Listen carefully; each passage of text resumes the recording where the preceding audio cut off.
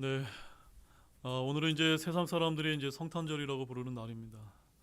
그러나 제가 좀 전에 설명을 드렸다시피 이 성탄절은 예수님이 실제로 태어나신 날이 아니라 어찌 보면 로마 카톨릭이 이제 그 기독교를 공인하면서 그 이후에 이 예수님이 태어나신 날을 12월 25일로 만들면서 지금 이런 교회의 절기가 되었다는 이런 사실을 여러분들이 좀 이해하시면서 이 말씀을 좀 여러분들이 좀 들어주셨으면 좋겠습니다. 자, 오늘은 구원자고 그리스도 주께서 태어나셨느니라라고 하는 이런 제목을 가지고 여러분에게 하나님의 귀한 말씀을 전달해 드리도록 하겠습니다. 오늘 본문은 예수 그리스도께서 이 땅에 인간의 육신을 입고 베들레헴에서 태어나신 잘 알려진 그러한 내용을 이제 담고 있습니다. 오늘날 예수님이 탄생하신 날과 관련하여 잘못 알려지고 있는 사실들이 굉장히 많은데 그것들을 성경 말씀에 근거해서 바로잡는 계기가 되었으면 해서 오늘 말씀을 제가 준비하게 되었습니다. 여러분, 오늘은 성탄절이라고 불리는 기독교에서 1년 중에 가장 큰 교회 절기 중에 한 날입니다.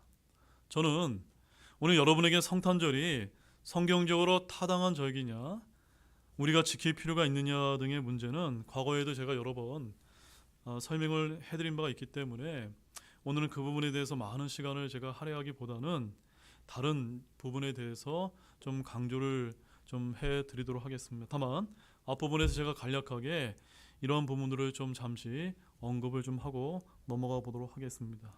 아무튼 성경적으로나 또는 역사적으로 보았을 때 초대 그리스도인들이 12월 25일에 성탄절을 지켰다고 하는 언급은 신약 성경 어디에도 나와 있지 않다는 점입니다.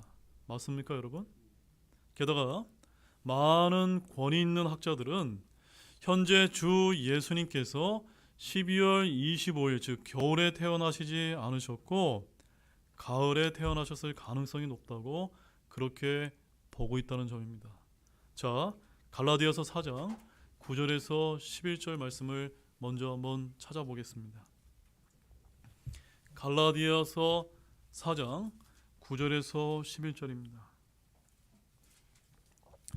우리가 이제 많은 교회들에서 교회 절기들을 만들어서 예배를 이제 드리는 경우가 많이 있는데 이런 절기들이 나올 때마다 제가 이제 두 구절을 이제 찾아드릴 텐데 먼저 첫 번째로 갈라디아서 4장 9절에서 11절 말씀을 우리가 항상 기억을 해야 됩니다. 다시 한번 우리 함께 읽어보겠습니다.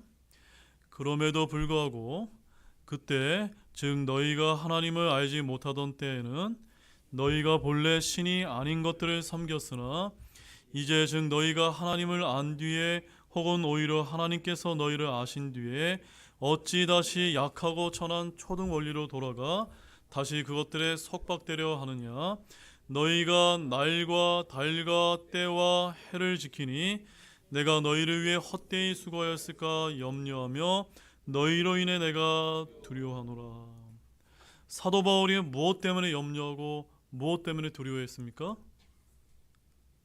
자신이 복음을 전했던 그리스도인들이 약하고 천한 원리를 그대로 지키면서 날을 지키고 달을 지키고 때를 지키고 해를 지키는 것은 우리 그리스도인들이 지켜야 될 풍습이 아니기 때문이었다라고 여기서 강조하고 있는 것입니다. 바울은 강조합니다. 우리가 하나님을 알지 못하던 때에 섬기던 이교도 풍습과 같은 천한 초등 원리로 돌아가 다시 그것에 속박당하지 말라고 말입니다. 초등 원리가 무엇입니까? 바로 오늘같이 성탄절과 같은 특정한 날을 교회 절기로 만들어서 날과 달과 때와 해를 지키는 풍습을 가리키는 것입니다. 그것은 헛된 수고가 될까 염려한다는 것까지 바울은 말하고 있습니다. 또한 바울은 골로새서에서도 그리스도인들이 어떤 한 날을 거룩한 날로 지경해서 판단하지 못하게 하라라고 경고하고 있습니다. 자, 골로새서 2장 16절 말씀을 함께 또 찾아보시겠습니다. 골로새서 2장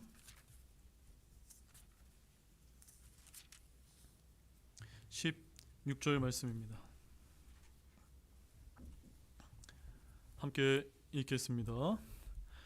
그러므로 아무 먹는 것이나 마시는 것이나 또는 거룩한 날이나 월삭이나 안식일 문제로 너희를 판단하지 못하게 하라. 어떤 날로 판단하지 못하게 하라고요? 어떤 한 날을 거룩한 날로 만들어서 그 날을 지키지 않으면 안 됩니다라고 한 이런 것들은 성경적입니까? 성경적이지 않습니까? 성경적이지 않다라고 바울이 한 번도 아니고 무려 2번씩이나 이런 교회의 절기를 지키는 이런 문제에 대해서 강조를 하고 있는 것입니다. 사랑하는 여러분, 본래 12월 25일은 예수님의 탄생일이 아니라 과거 이교도들의 농신제에서 비롯한 겨울 축제일입니다. 이교도들은 동지 때 그 태양이 가장 멀리 물러가고 밤이 가장 긴 때를 기념했던 날이었는데, 로마 카톨릭이 이교도의 축제일이자 고대 로마의 태양신 솔의 탄생일이 12월 25일이었기 때문에 그날을 예수님의 탄생일로 혼합을 시켜서 오늘날 성탄절의 기원이 되었다는 사실을 여러분 반드시 아시길 바랍니다.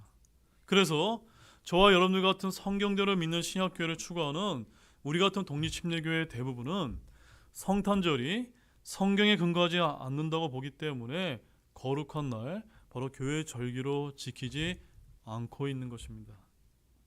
엄밀히 말해서 예수님의 실제 탄생일은 12월 25일이 아니라 신실하고 정직한 학자들은 아마도 9월 말경쯤인 것 같다라고 주장한다는 점입니다. 이것은 유대인들의 명절인 장막절의 첫째 날로서 이때 수많은 순례자가 이스라엘 전역에서 예루살렘으로 올라가 조그마한 장막에 거하면서 그들의 광야 방랑을 기억하고 다가오는 왕국, 곧 계시록 21장 3절에 가보게 되면 이런 말씀이 기록되어 있습니다.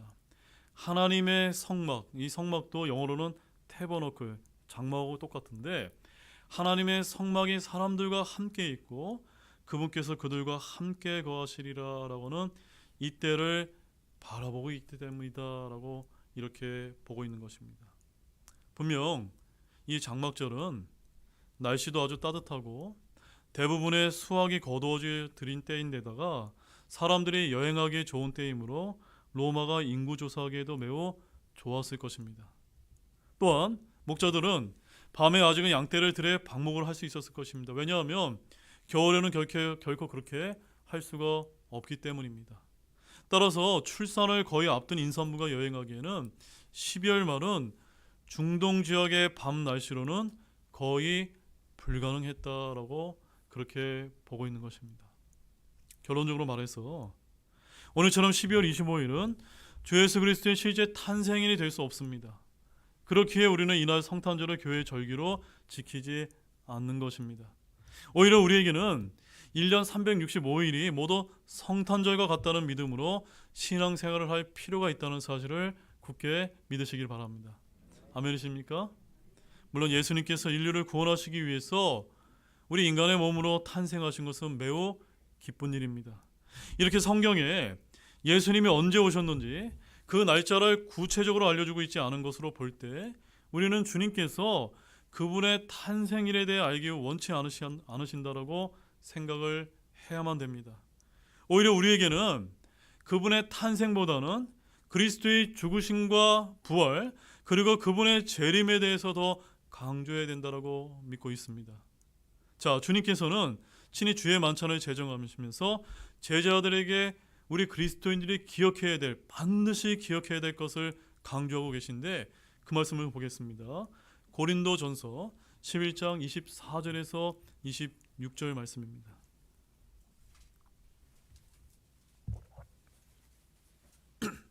고린도전서 11장 24절에서 26절 말씀입니다. 주의 만찬에 관한 말씀인데 우리 함께 읽어보겠습니다. 감사를 들으신 뒤에 그것을 떼시며 이르시되 받아서 먹으라. 이것은 너희를 위해 찢긴 내 몸이니 나를 기억하여 이것을 행하라 하시고 저녁 식사 뒤에 또한 그와 같은 방식으로 잔을 집으시고 이르시되 이 잔은 내 피로 세우는 새 상속 언약이니 너희가 그것을 마실 때마다 나를 기억하여 이것을 행하라 하셨느니라. 이는 너희가 이 빵을 먹고 이 잔을 마실 때마다 주의 죽으심을 그분께서 오실 때까지 보이기 때문이라. 주님께서 무엇을 기억하라고 여기서 말씀을 하고 계십니까? 내가 너희를 위해서 죽었다. 내가 너희를 위해서 피를 흘렸다.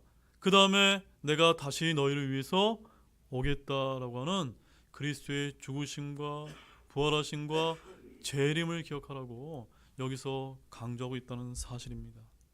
그러므로 여러분, 우리가 성경대로 믿기 때문에 성탄절을 교회의 절기로 지키지 않는다고 해도 예수님의 오신 그 성탄의 의미 자체를 저와 여러분이 무시해서는 또한 안 될 것입니다. 왜냐하면 우리를 죄와 사망에서 구원하기 위해서 주 예수 그리스도께서 오신 그 성탄의 의미는 너무나 중요하기 때문입니다. 맞습니까, 여러분? 우리가 바른 성경과 성탄절에 대한 바른 분별을 가지고 있지만 수많은 교회와 신자들을 포함해서 이 세상 대부분은 여전히 성탄절에 대한 올바른 지식을 가지고 있지 못하다는 점입니다. 그렇다면 우리는 어떻게 해야 됩니까? 그들이 성탄절 절기를 지킨다고 정죄하거나 비판해서는 될까요, 안 될까요? 안 된다는 점입니다. 12월 25일이라 성탄절 날짜 자체는 우리가 인정할 수는 없지만 성탄절에 선포되는 주 예수님의 오심에 대한 그 메시지 자체는 맞기 때문입니다. 그러므로 우리는 성탄절을 대할 때 교회 절기로서가 아니라 구원자 예수 그리스도의 오심에 대한 기쁜 소식을 전하는 계기로, 즉 복음을 전하는 기회로 삼고 잘 모르는 신자들과 주변 사람들에게 그리스도의 오심에 대한 기쁜 소식과 복음을 전하는 귀한 계기로 삼는 것이 훨씬 더 지혜로운 처사라고 그렇게 아시기를 바랍니다. 아시겠습니까, 여러분? 그래서 저는 오늘 이 귀한 주일 예배 시간을 성탄절 절기로 바로 하나의 종교의식을 지키려 하기보다는 이날을 활용해서 성도분들과 사람들에게 바른 메시지를 전달하는 방편으로 삼기 위해서 오늘 이 말씀을 준비했다는 점입니다. 그런 의미에서 저는 오늘 예수님의 탄생과 관련하여 크게 두 가지 관점에서 여러분에게 말씀을 이제 전하고자 합니다. 하나는 예수님의 탄생의 역사성에서 바라본 관점이고, 또 다른 하나는 예수님의 탄생하신 진짜 그 날이 언제로 우리가 추정해 볼 수 있느냐라는 점입니다. 두 가지가 무엇입니까? 예수님의 탄생의 역사성이고, 두 번째는 예수님이 언제쯤 탄생했느냐라는 것을 우리가 추정해 볼 수 있냐는 겁니다. 자, 그러면 첫 번째는 예수님의 탄생의 역사성에 대해서 한번 여러분에게 좀 말씀을 드리겠습니다. 오늘 말씀 제목은 본문 11절에 나와 있는 것처럼 구원자 곧 그리스도 주께서 태어나셨느니라고 이렇게 말씀을 하고 있습니다. 근데 본문 1절 말씀을 보면 다음과 같이 이제 시작하는 것을 우리가 발견할 수가 있는데 1절 말씀 함께 보시겠습니다. 그 당시에 카이사르 아우구스투스가 칙령을 내려 온 세상이 조세 등록을 하게 하였는데, 자, 많은 분들이 성경을 읽으면서 이 부분을 이제 간과하는 경향이 많이 있습니다. 그러나 저는 이 부분이 매우 중요하다고 생각합니다. 여기서 그 당시에는 언제를 이제 가리키는 것일까요? 그 당시에 언제를 가리킵니까? 네, 여러분이 이제 생각하시는 것처럼 여기 그 당시는 바로 예수님께서 태어나신 그 당시를 이제 가리키는 말씀입니다. 따라서 오늘날 많은 이들이 예수님께서 태어나신 날짜를 두고 그날이 맞냐 틀리냐라고 이제 그런 것들을 가지고 이제 논쟁을 하곤 하는데, 저는 그보다는 예수님의 탄생은 역사적인 근거가 분명하다는 관점에서 저와 여러분이 바라볼 필요가 있다는 것이 중요하다고 생각됩니다. 지금 누가도 그 점을 강조하고 있다라고 저는 그렇게 이제 보고 있습니다. 무슨 말씀이냐면 우리 성령님께서는 저자 누가를 통해서 예수님의 태어나신 날이 언제냐는 것을 중요하게 여기지 않으시고 예수님께서 성경의 예언대로 처녀 탄생하셨는데 그때는 언제라고 지금 말씀하고 있는 것입니까? 로마 황제 카이사르 아우구스투스가 칙령을 내렸던 당시라고 주 예수님의 탄생의 역사성을 강조하고 있다는 것이 바로 성경의 증언인 것입니다. 여러분, 일찍이 예수님이 태어나시기 약 700년 전에 구약의 대언자 미가는 이스라엘의 구원자 메시아가 다윗의 고향인 베들레헴에서 태어나실 것을 예언하신 바가 있습니다. 그 말씀 한번 보겠습니다. 미가서 5장 2절 말씀입니다. 미가서 5장 2절 말씀. 자, 미가서 5장 2절 말씀에 예수님의 태어나신 그 장소에 관한 예언의 말씀이 이제 기록이 되어 있습니다. 다 찾으신 줄 알고 우리 함께 읽어보겠습니다. 그러나 너 베들레헴 에브라다야, 내가 유다의 수천 가운데서 작을지라도 이스라엘에서 치리자가 될 자가 내게로 나오리라. 그의 나아감은 옛적부터 있었고 영원부터 있었느니라. 이 예언에 따라 예수 그리스도께서는 때가 찬 경륜에 따라 어디에서 태어나신 것입니까? 베들레헴 에브라다에 태어나신 것입니다. 근데 우리는 예수 그리스도께서 베들레헴에서 태어나시게 된 그 배경에 이제 주목할 필요가 있습니다. 아시다시피 예수 그리스도의 양아버지인 요셉과 그분의 어머니 마리아는 갈릴리 나사렛이라는 곳에서 원래는 살고 있었습니다. 그러한 그들이 이 베들레헴까지 가서 거기서 예수님을 낳게 된 것은 바로 무엇 때문입니까? 오늘 1절 말씀에서 보신 것처럼 당시 로마 황제였던 카이사르 아우구스투스가 조세 등록을 명령하였기 때문입니다. 당시 로마 황제들은 세금에 원하는 징수와 식민 지배를 효율적으로 하기 위해서 제국 내의 식민지에 대해서 종종 인구조사를 이제 실시한 바가 있었습니다. 자, 그 말씀을 우리 다시 한번 보겠습니다. 본문 1절에서 5절 말씀입니다. 그 당시에 카이사르 아우구스투스가 칙령을 내려 온 세상이 조세 등록을 하게 하였는데 이 조세 등록은 구레뇨가 시리아의 총독이었을 때 처음 한 것이더라. 모든 사람들이 조세 등록을 하러 저마다 자기 도시로 가매 요셉도 다윗의 집과 혈통에 속하였으므로 갈릴리의 나사렛이라는 도시에서 나와 유대를 올라가서 베들레헴이라는 다윗의 도시에 이르러 자기의 정혼한 아내 마리아와 함께 조세 등록을 하려 하였는데 그녀가 아이를 베어 배가 불렀더라. 자, 이러한 조세 등록은 반드시 자신의 출생지에서 누가 해야만 했습니까? 본인이 이제 직접 해야만 했다는 점입니다. 그래야 유다지파 다윗의 자손이었던 요셉과 마리아도 그들의 고향인 베들레헴으로 가게 되었고 마침 해산할 날이 가까웠던 마리아가 그곳 베들레헴에서 아기 예수님을 낳게 되었던 것입니다. 이렇게 하여 메시아가 베들레헴에서 나시게 될 것이라는 미가 대언자의 예언은 성취되었습니다. 그러나 이는 결코 우연의 일치가 아니었다는 사실을 여러분 기억할 필요가 있습니다. 이는 바로 구약의 예언을 이루기 위해서 하나님께서 누구를 움직이신 겁니까?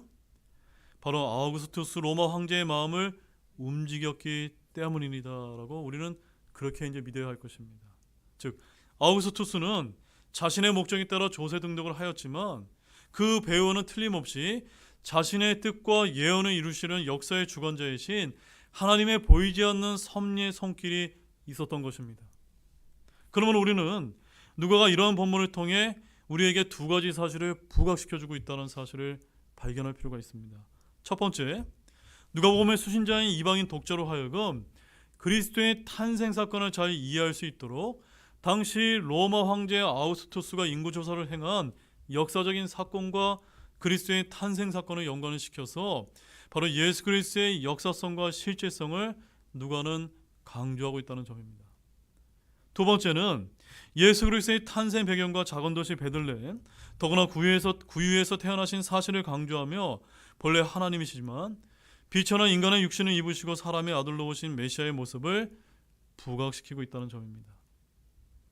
더욱이 예수 그리스도의 처녀 탄생과 성육신 사건은 창세기 3장 15절에서 그녀의 시에 대한 예언과 또한 이사야서 7장 14절 말씀에 처녀가 수태여 아들을 낳을 것이라는 이사야 대언자의 예언의 성취로서 이는 하나님께서 친히 육신을 입고 이 땅에 오신 사건이었습니다. 그런데 이처럼 하나님께서 친히 사람의 몸을 입고 이 땅에 오신 것은 그것이 인간의 죄에서 구원하기 위한 유일한 방법이었기 때문입니다. 즉 인간의 죄를 대속하기 위해서는 같은 인간이어야만 했고 죄는 전혀 없는 완전한 몸이었어 했을 뿐만 아니라 자신의 대속으로서 하나님의 완전한 용서를 보증할 수 있어야 했습니다. 그러므로 이 땅의 인간 중에는 그러한 조건을 충족시킬 만한 사람이 없었기 때문에 아들 하나님께서는 친히 육신을 입고 죄 없는 완전한 인간으로 이 땅에 오셨다는 사실을 기억하시기를 원합니다. 결국 처녀 탄생과 성육신하신 이 사건은 바로 인류 구속의 종교인 기독교의 정수를 이루는 사건이었음을 저와 여러분이 아시기를 바랍니다. 자, 이제 두 번째는 예수님의 진짜 탄생하신 날은 언제로 추정해 볼 수 있는지를 우리가 간략하게 한번 살펴보도록 하겠습니다. 제가 앞서 저는 예수님이 언제 태어나셨는지 그 날짜는 성경에 있지 않다는 점을 계속해서 여러분에게 강조를 이제 해드려 왔습니다. 그러나 성경을 우리가 정직한 영으로 대하면서 믿음의 눈으로 우리가 바라보게 되면 예수님이 실제로 언제 태어나셨는지를 알 수 있게 성령님께서 숨겨 놓으셨다고 저는 그렇게 생각을 하고 있습니다. 여러분, 저자 누가가 굳이 예수님의 탄생 사건을 기록하면서 왜 침례자 요한의 출생 사건을 먼저 기록하고 있는지 여러분 이 말씀을 읽으면서 이상하게 생각되신 적은 없습니까? 예수님의 탄생 사건만 기록하면 되지 그 전에 누구의 출생을 기록하고 있습니까? 침례자 요한의 출생을 누가복음 1장에서 먼저 이제 기록을 하고 있지 않습니까? 특히 예수님의 진짜 탄생일을 알려면 거기에 아비야의 계열이라고 하는 이 말에 힌트가 있다는 점입니다. 자, 우리 누가복음 1장 5절 말씀을 다시 한번 보겠습니다. 자, 이제부터는 예수님이 실제로 언제 탄생하셨는지를 추정해보는 이런 시간이 되니까 말씀을 이제 자세히 한번 보시기 바랍니다. 누가복음 1장 5절 말씀 읽겠습니다. 유대왕 헤롯 시대에 아비야 계열의 사가랴는 이름을 가진 어떤 제사장이 있었는데 그의 아내는 아론의 딸들에게 속하였고 그녀의 이름은 엘리사벳이더라. 자, 누가가 사건 서술에 있어 얼마나 꼼꼼한지 보시기 바랍니다. 누가의 직업이 뭐였습니까? 의사 아닙니까? 지금도 우리 의사분들이 굉장히 이제 우리가 머리가 좋다고 볼 수 있는데 그 당시 누가 역시도 의사였기 때문에 굉장히 똑똑한 인물이었습니다. 그는 왕들과 총독들의 정확한 재임 시기를 말하기에 우리는 그가 역사적인 사실을 말한다라고 믿게 된다는 점입니다. 자, 이제 5절은 주 예수 그리스도의 진짜 탄생일이, 진짜 생일이 언제인지 확인할 수 있는 핵심 구절이 이제 담겨 있습니다. 여러분, 오늘부터 진짜로 성경 공부를 이제 하시게 될 것입니다. 자, 로마 카톨릭 신화에 의하면 예수님이 태양의 부활을 기념하는 12월 25일 날 태어나셨다고 이렇게 주장을 하고 있는데 이는 전적으로 이교도의 전설에 불과합니다. 그런데 5절은 의심의 여지 없이 주님의 초림이 언제였는지를 우리에게 가르쳐주고 있다는 점입니다. 자, 이미 지지난주에 제가 살펴보았지만 누가복음 1장 13절에서 17절에서 묘사되는 사건은 침례자 요한의 출생에 관한 말씀입니다. 그리고 침례자 요한의 수태, 즉 임신은 바로 다음 단락에 나오는데 요한이 수태된 지 몇 개월 후에 성령님께서 마리아의 태 예수 그리스도를 수태케 하셨습니까? 네, 6개월 뒤에라고 이렇게 말씀을 하고 있는데 자, 26절 말씀 보십시오. 누가복음 1장 26절 말씀입니다. 함께 읽어보겠습니다. 여섯째 달에 천사 가브리엘이 하나님에 의해 나사렛이라 하는 갈릴리의 도시로 보내어져서 아하, 뭔가 여러분 이제 떠오르시는 생각이 있습니까?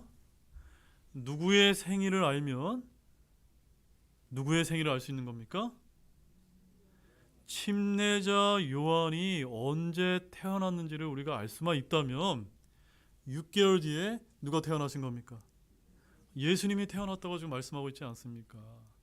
그러므로 성경에서 누가복음 1장에서 예수님의 탄생 전에 침례자 요한의 출생을 기록해 하신 것은 바로 침례자 요한의 출생한 날을 우리가 추정해 보게 되면 진짜 예수님이 태어나신 날을 알 수 있게 성령님께서 기록해 놓으셨다는 점입니다. 바로 5절에서 침례자 요한의 수태를 알 수 있는 힌트를 우리에게 알려주고 있는 것입니다. 자, 5절에서 뭐라고 이야기하고 있습니까? 아비야의 계열의 사가랴라고 하는 이름을 가진 어떤 제사장이 있었는데 라고 하는 이 말씀에서 침례자 요한 아버지의 하는 일이 무엇이었습니까?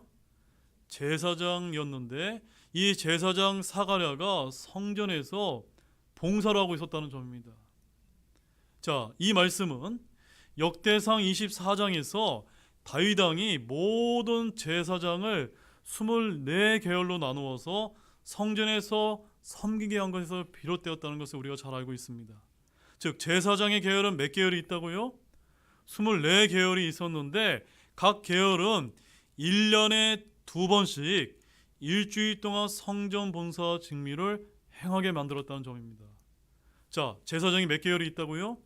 24계열이 있고 이 한 계열씩 성전에서 일주일씩 1년에 몇 번이요?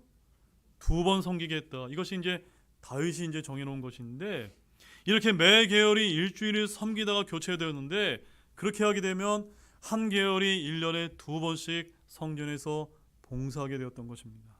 자, 역대상 24장 10절 말씀 보십시오. 역대상 24장 10절 말씀입니다.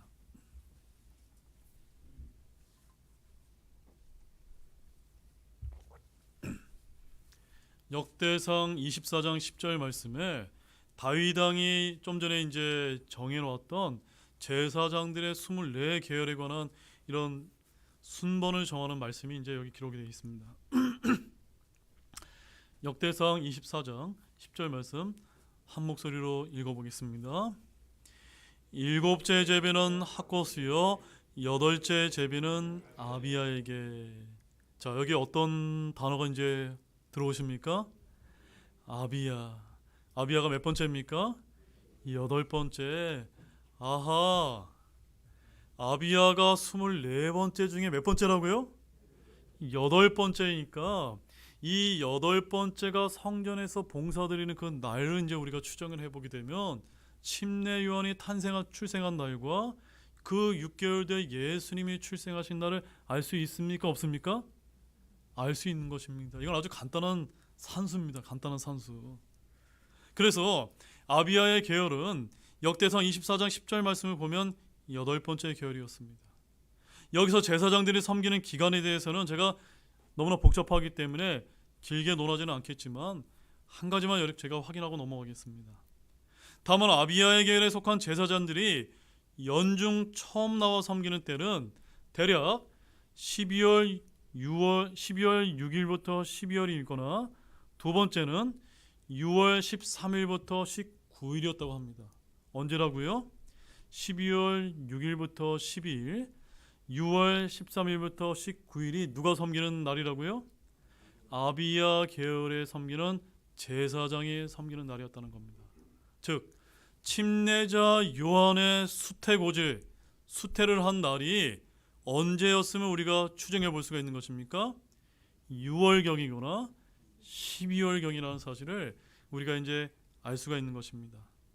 이는 유대인들의 달력에서는 기스레월 12일에서 18일, 시반월 12일에서 18일에 해당된다라고 이제 그렇게 이제 보고 있습니다. 각 계열의 제사장은 1년에 2번 섬기는데 5절에 누가복음 1장 5절의 상황을 첫 번째 성전 봉사 기간이 12월이라고 먼저 우리가 가정을 해본다면 침례자 요한의 수태된 때는 언제가 되는 겁니까?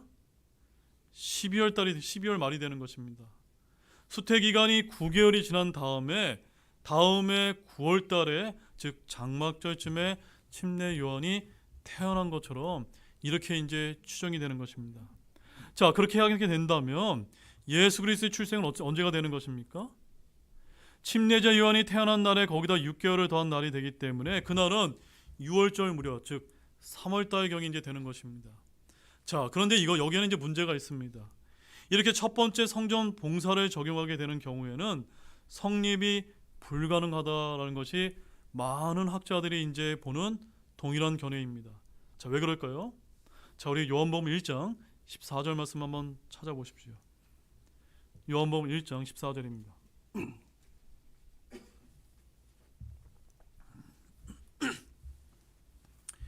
요한복음 1장 14절 말씀 함께 읽겠습니다. 말씀이 육신이 되어 우리 가운데 거하심에 우리가 그분의 영광을 보니 아버지의 독생하신 분의 영광이요 은혜와 진리가 충만하더라. 자, 이 말씀이 지금 누구에 관한 말씀입니까? 말씀 하나님이신 예수님께서 우리 인간의 몸을 입고 태어나신 것에 관한 아주 너무나 중요한 말씀이지 않습니까? 바로 예수 그리스도의 성육신에 대해서 다루고 있는 말씀인데, 살아계신 말씀 하나님께서 인간의 육신을 취하신 사건을 담고 있습니다. 시몬 베드로가 주의 몸을 어떻게 불렀는지 여러분 기억하십니까? 그는 주님의 몸을 베드로후서 1장 13절과 14절에서 장막이다라고 이렇게 부른 바가 있고, 사도 바울도 그렇게 이제 고린도후서 5장 1절에서 이제 부른 바가 있습니다. 여러분은 요한복음 1장 14절에서 거하다, 영어로는 dwelt라고 하는 단어가 있음을 유의해 보시기 바랍니다. 이 단어는 그리스어로 에스카노센이라고 이제 부르게 되는데, 이것을 번역을 하게 되면 장막에 거하다라고 하는 그런 이제 뜻을 가지고 있다고 합니다. 즉, 말씀 하나님이신 육신이 되어서 거하긴 때가 언제임을 우리가 유추해 볼 수가 있는 것입니까?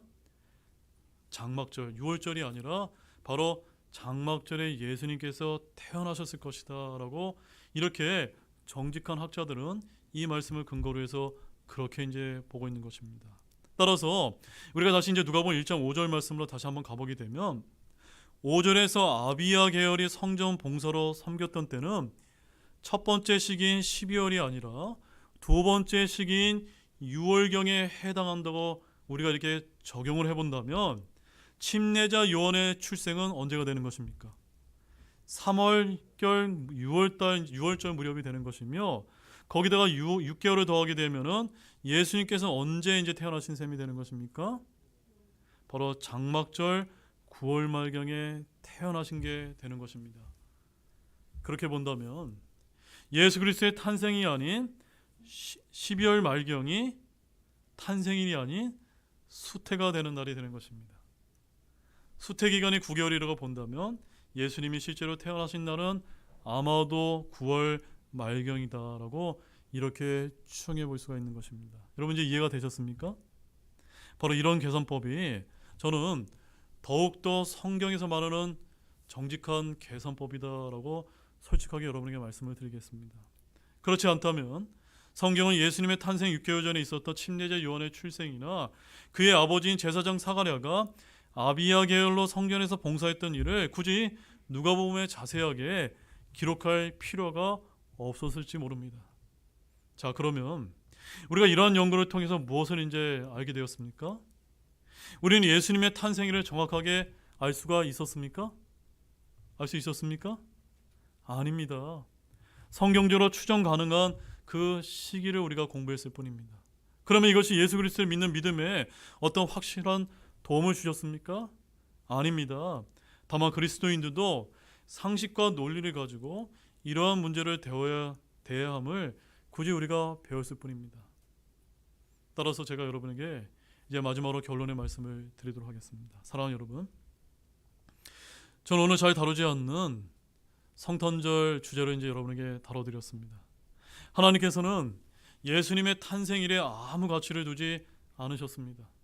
우리 그리스도인들이 여기에 호기심을 갖고 연구할 수는 있지만 인류 역사에서 이런 날짜들은 확고하게 고정되어 있지 않습니다.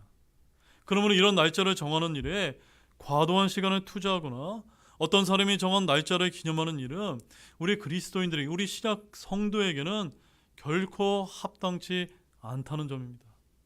이렇게 날짜를 정하려는 시도는 많은 경우 이단에게 기독교가 잘못되었다는 공격의 빌미를 줄 수도 있기 때문입니다. 따라서 중요한 것은 예수님의 오신 날짜가 아닙니다. 가장 중요한 것은 무엇인지 아십니까? 바로 예수님께서 우리를 위해 구원하시기 위해서 오신 것은 실제 있었던 역사적인 사건이었다는 점입니다. 아멘이십니까? 더구나 오늘 본문 11절에서 증거하고 있는 것처럼 그분은 누구셨습니까? 우리의 구원자이셨습니다. 자, 본문 11절 말씀 다시 한번 읽어보겠습니다. 이날 다윗의 도시에 너희를 위해 구원자 곧 그리스도 주께서 태어나셨느니라. 우리는 이 말씀만 기억하면 되는 것입니다. 사랑하는 여러분, 제가 오늘 예수님이 언제 진짜로 태어나셨는지에 관한 부분을 끝부분에 다룬 이유는 그분의 오심의 역사성을 강조하기 위해서였지, 또 사실 그날이 맞냐 아니냐를 강조하기 위함이 아니라는 사실을 결코 잊지 마시기를 바랍니다. 우리 주 예수 그리스도께서 저와 여러분을 구원하시려 죽으셨고 부활하셨으며 곧 저와 여러분을 위해서 다시 오실 것을 굳게 믿으시기 바랍니다. 그런 모두가 되시기를 우리 예수 그리스도의 이름으로 간절히 축원합니다. 다 같이 일어나시겠습니다.